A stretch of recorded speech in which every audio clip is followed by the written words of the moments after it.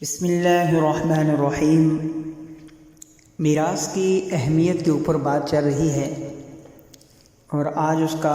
تیسرا چیپٹر شروع ہو رہا ہے، تیسری قسط شروع ہو رہی ہے، تیسرا ایپیسوڈ شروع ہو رہا ہے۔ آپ نے سب سے پہلے یہ سنا تھا کہ زمانہ جاہلیت کے اندر جب کوئی شخص فوت ہو جاتا، مر جاتا، تو اس کے ترکے، اس کی وراثت کے اوپر لوگ لڑ لڑ کر مرا کرتے تھے۔ پھر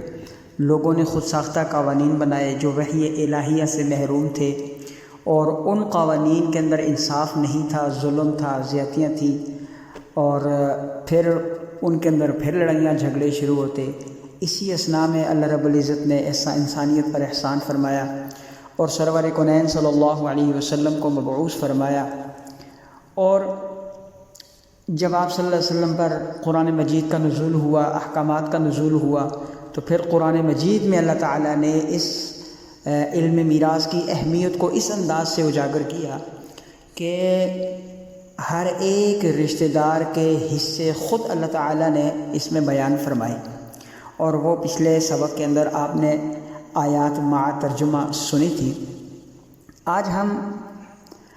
احادیث مبارکہ کی طرف جاتے ہیں اور صرف اردو کے اندر حوالہ جات کے ساتھ چند حدیثیں بیان کرتے ہیں، اور ان سے پھر اندازہ لگاتے ہیں کہ اس اہمیت کی، اس علم میراث کی اہمیت کیا ہے۔ تو رسول اللہ صلی اللہ علیہ وسلم نے فرمایا، یہ حدیث سنن ابن ماجہ کے اندر موجود ہے، فرمایا کہ تم علم میراث کو سیکھو اور لوگوں کو سکھاؤ کہ یہ نصف علم ہے، یہ بھلا دیا جائے گا اور میری امت سے سب سے پہلے یہی علم اٹھایا جائے گا۔ سنن دارمی کے اندر رسول اللہ صلی اللہ علیہ وسلم کی ایک حدیث مبارکہ ہے، فرمایا کہ تم علم سیکھو اور لوگوں کو بھی سکھاؤ، تم علم میراث کو سیکھو اور دوسروں کو بھی سکھاؤ، تم قرآن سیکھو اور لوگوں کو بھی سکھاؤ، کیونکہ میں وفات پانے والا ہوں اور ان قریب یہ علم اٹھا دیا جائے گا، اور فتنے ظاہر ہوں گے یہاں تک کہ دو آدمی میراث میں اختلاف کریں گے اور کوئی ایسا نہ پاؤ گے کہ جو تمہارے درمیان فیصلہ کر سکے۔ اس کے بعد جامع الاصول کے اندر ایک حدیث ہے، رسول اللہ صلی اللہ علیہ وسلم نے فرمایا کہ وہ عالم جو علم میراث سے محروم ہو وہ اس ٹوپی کی طرح ہے جس کی سر نہ ہو، یعنی اس کا علم بے رونق ہے، بے برکت ہے اور بے شان ہے۔ اسی طرح شعب الایمان للبیہقی کے اندر رسول اللہ صلی اللہ علیہ وسلم کا ارشاد گرامی ہے کہ جس شخص نے کسی ایسی میراث کو روکے رکھا جو اللہ تعالیٰ نے مقرر فرمائی ہے، تو اللہ تعالیٰ جنت میں اس کے حصے کو روکے رکھیں گے۔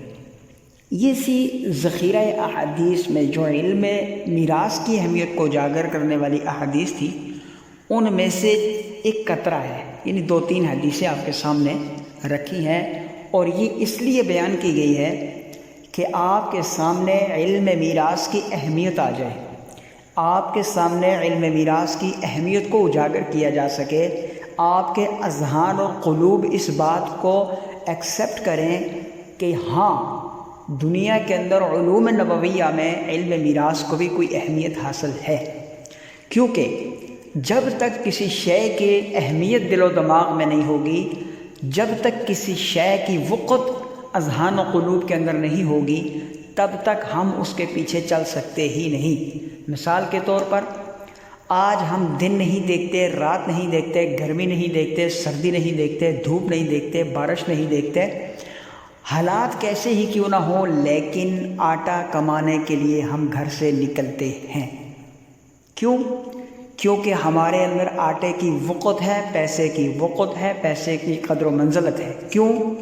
کیونکہ پیسے سے گھر بنتا ہے، پیسے سے مکان بنتا ہے، پیسے سے علاج ہوتا ہے، پیسے سے بچے پلتے ہیں، پیسے سے فیسیں جمع ہوتی ہیں، پیسے سے سارا کام ہوتا ہے، شادیاں ہوتی ہیں، بیاہ ہوتے ہیں، اموات کے اندر کھلی خرچیاں پیسے سے ہوتی ہیں۔ تو پیسے کی اہمیت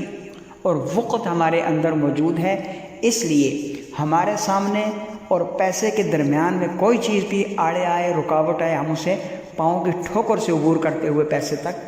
جاتے ہیں، اس لیے کہ اس پیسے کی ہمارے اندر اہمیت اجاگر ہو چکی ہے، ہمارے دل و قلوب کے اندر، ہمارے اذہانوں کے اندر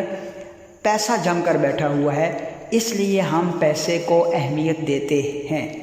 اس وجہ سے میں کہہ رہا ہوں کہ جب کسی چیز کی اہمیت اذہان و قلوب کے اندر آتی ہے، تو جب کسی بھی چیز کی اہمیت ان چیزوں دلوں کے اندر، دماغوں کے اندر پیوست ہو جاتی ہے، تو اس وقت اس کے اوپر چلنا آسان ہوتا ہے، اسے سیکھنا آسان ہوتا ہے، اسے حاصل کرنا آسان ہوتا ہے۔ اس لیے علم میراث کی اہمیت پر 3 سبق ہوئے۔ چوتھے سبق میں ہم انشاءاللہ اس کی کچھ مزید آگے کی طرف چلیں گے۔ آپ ہمارے چینل کو ضرور سبسکرائب کیجیے گا، لائک کیجیے گا، اور ضرور ہماری پوری ویڈیوز کو دیکھیے گا، اور اپنے دوست احباب کو شیئر کیجیے گا۔ میرے خیال کے مطابق یوٹیوب چینلز کے اوپر اپنی نوعیت کا یہ منفرد چینل ہے کہ جو رسم و رواج کے خلاف بھرپور آواز اٹھا رہا ہے۔